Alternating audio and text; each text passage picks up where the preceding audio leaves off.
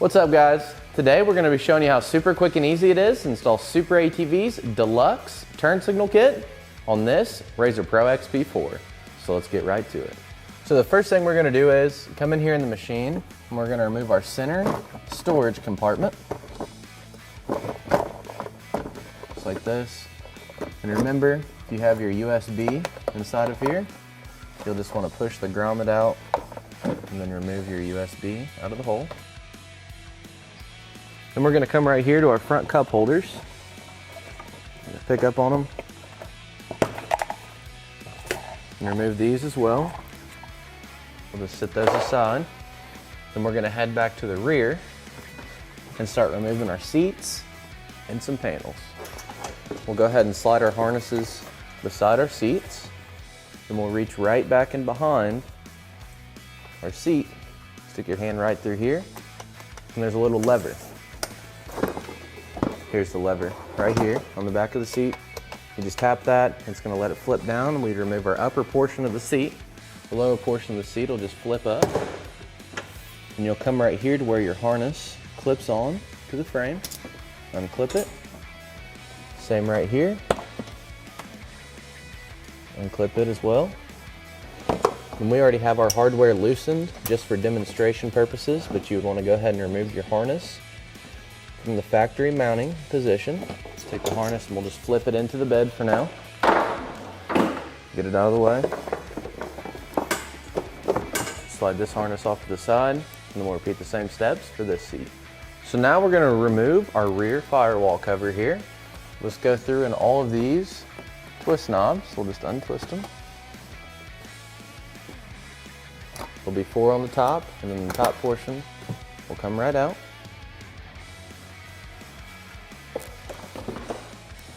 And we'll just have 2 on the lower portion. And then it'll come right out. And then all the hardware securing this portion here to the machine we'll have to remove. So all of these screws will need to be removed.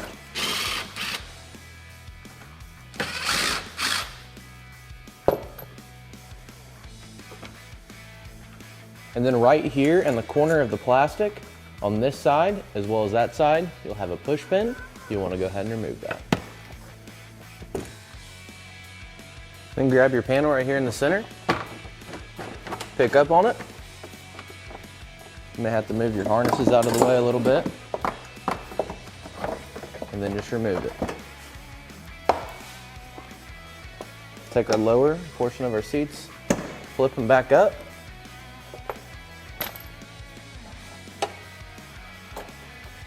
And we'll remove all of the fasteners down through here from the rear center console and then remove it. So if you are running harnesses or you have factory installed harnesses, they'll be bolted on right here.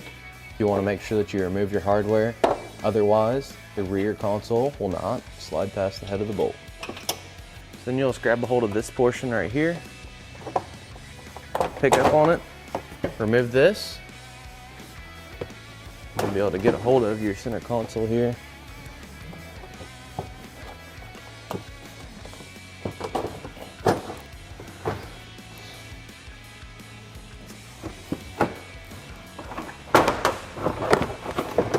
And just work it right out. So now we're going to grab our control box. As you can see, it'll have a lot of connections on it. We're going to be running all these connections up underneath the dash. But first we need to make sure that we get this mounted correctly. So underneath here, there's going to be 4 studs that are going to be sticking out. We're going to go directly above the studs. So the studs will be sitting like right here, and we'll mount our control box to the firewall. You're going to have 2 different sets of hardware here. You're going to have the short set and then the long set. The short set of hardware is going to go on the top, the long on the bottom. So next we're going to open up our storage compartment lid here. And straight back up against the firewall, we're going to see our pulse bar. We're going to remove one of the caps off of the plug. So we went ahead and we removed our plug for our pulse bar here. Now what we'll need to do is get a hold of our harness, and this plug right here will go in place with the cap we just removed. So once we get our harness plugged in, you're going to see that we have a fuse what we're gonna need to do is find out a good spot where we wanna mount this. Now, the higher the better, and we wanna make sure that the plug is facing downward just like it's oriented right here. So we're gonna search up underneath the dash, find a good spot to mount it, whether we use a self-tapper or we use a factory piece of hardware. So we went ahead and found a T25 Torx headed screw that was screwed into the firewall. We used that to hold our fuse. So now we're gonna grab this portion of the harness. We're gonna run it up here to 3 open rocker switch spots. So we have 3 spots right here in a row that are open. We're gonna utilize those. The easiest way I found is reach through, back up behind the dash, and you'll just wanna pop each one of your switch covers out. And we're just gonna route our harness right up underneath the dash into this position here. So this one's our horn switch, so I want it to be on the far right. So we'll route it through this hole. And then this one should be our hazards.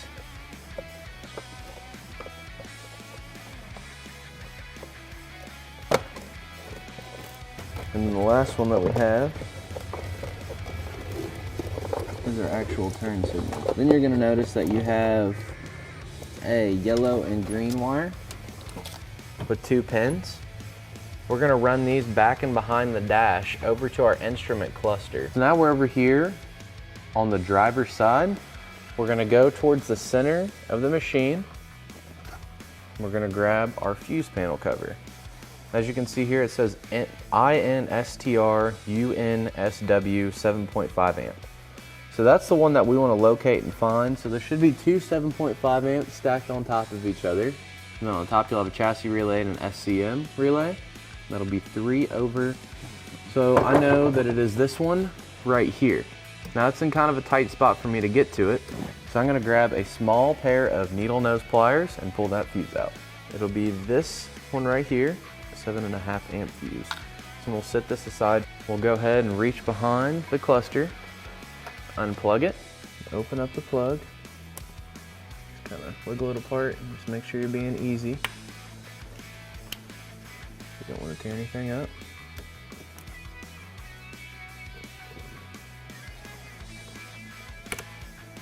Just like that.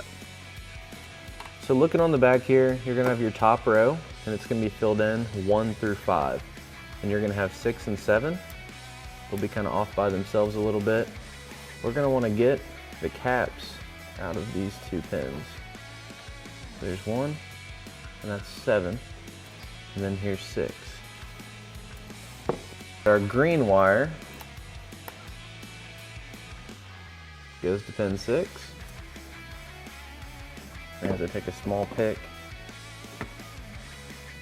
just make sure that you work it in there completely. And then we're gonna go yellow to 7. Again, we'll just take a screwdriver or something so we can push it in there, make sure we're making a good contact. And then while we're here, we're gonna go ahead and start feeding our 2 wires into our loom, just to make it look as clean as we possibly can. Then we're gonna go ahead and snap our plug-in back together.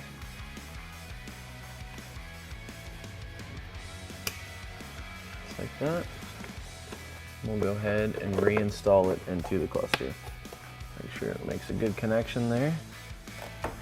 So now, as you can see, you're gonna have some excess on your horn switch as well as your hazard switch. So we'll worry about that here in just a little bit on tying our wires up and cleaning everything up once we've ran all of our harnesses and got everything in place. So for this next part, we're gonna be running our rear harness up to our control box. Now you can fish the wire through if you'd like to, but for demonstration purposes and just ease of access to get the camera in there and everything else so we can tie our wiring up, we're gonna go ahead and remove our center console.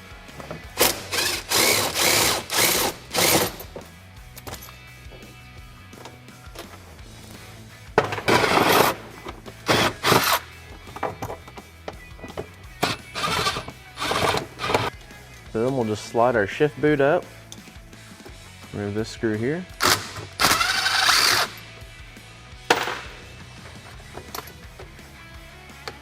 Pop this up.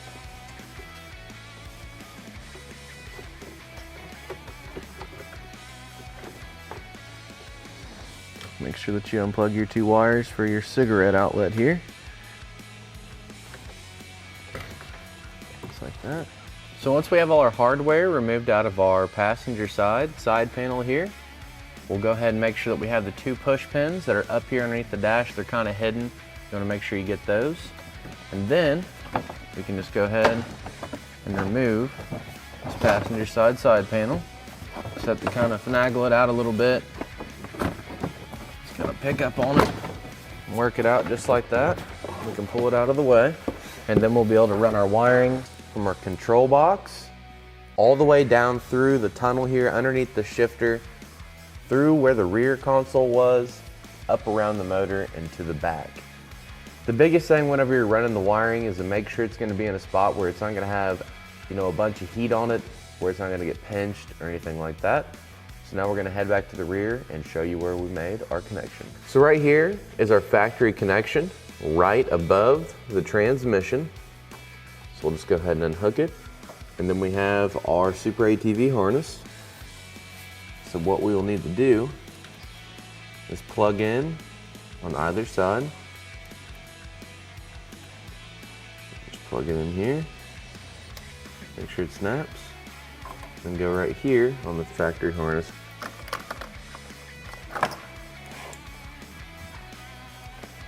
So as you can see here, we've went ahead and made some paint marks on our fascia. This is where we want to install our turn signal indicators at. Obviously, you can mount your turn signal indicators wherever you'd like. This is just what we found would be the best place for us. If you're going to be running a bumper or anything like that, you may mount them in a different spot. So we're going to take a step bit, and we went ahead and marked it on our step bit to 3/4 hole, and that is where we are going to stop.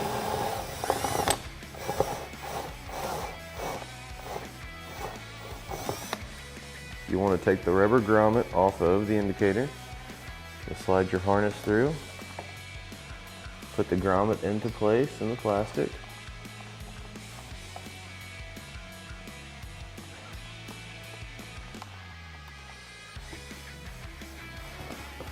Then you'll just want to kind of work your indicator in just like this. And just make sure your grommet's not twisted up anywhere. It should look just like that. So now we'll go through, drill the rest of our holes.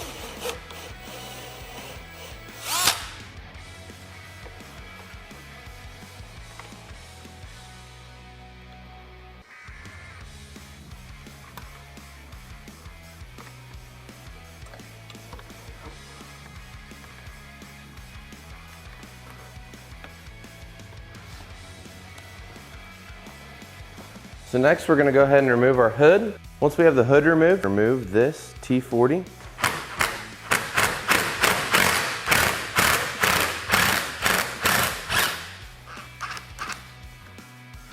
Just like this.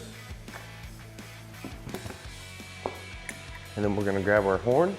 So then we're going to take our bracket, angle it just like this. We'll go ahead and snug it up. We're just going to take the horn and we can slide it right up through the bottom here. Let's get it to the point to where our connections are facing upwards. We'll pull back a little bit, slide our horn, mount right through that hole. We can just go ahead and retighten this hardware.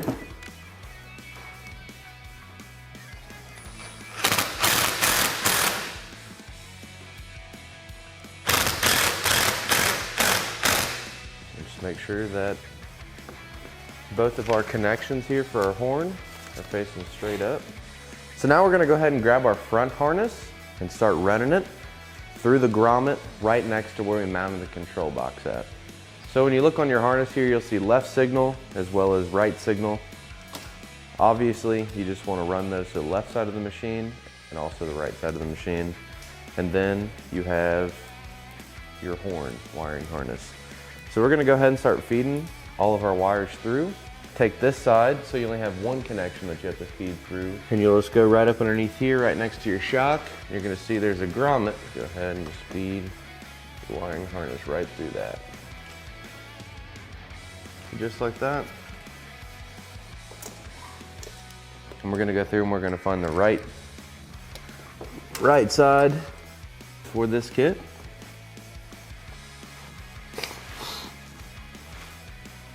And it is right here. So we'll just go ahead and make our right side connection.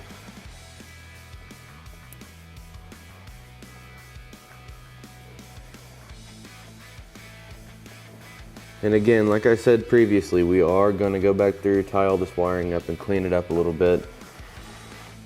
That's totally, you know, upon you how you like to run your wiring. As long as everything's in a good, safe position where it's not going to get pinched or damaged by anything, then it's in a good spot. So we're going to take our left side harness and we're going to feed it all the way across as far as we can to the driver's side. We'll just grab a hold of it here. We'll make our connections, same as we did on the opposite side, just like this. And then we'll get our horn wiring harness. We'll feed it straight up through, just like this. And with the horn, it doesn't matter which side you plug the connections into. Just make sure you plug them in good. All right, so the next thing we're gonna do, we're gonna find our turn signal switch. We're gonna find our turn signal lead. We're gonna go ahead and plug it in.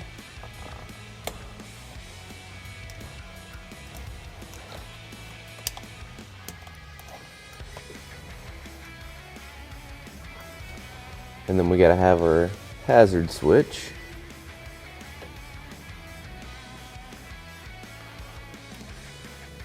So plug in, and then our horn.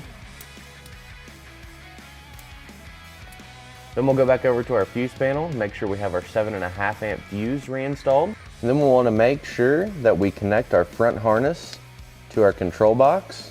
At this point, you should have everything wired up. You know, like I said, it doesn't have to be tied up yet, but everything should be plugged in and powered up. So what we're gonna do is turn our key on. We're gonna check our horn. So we know our horn works here. And we'll click on the hazards. And with the hazards going, we should be able to walk around the machine and see that all of our indicators are working. Looks good. So as you can see, they're working back here in the rear with our hazards on. You just do a left turn signal, then we'll do a right turn signal.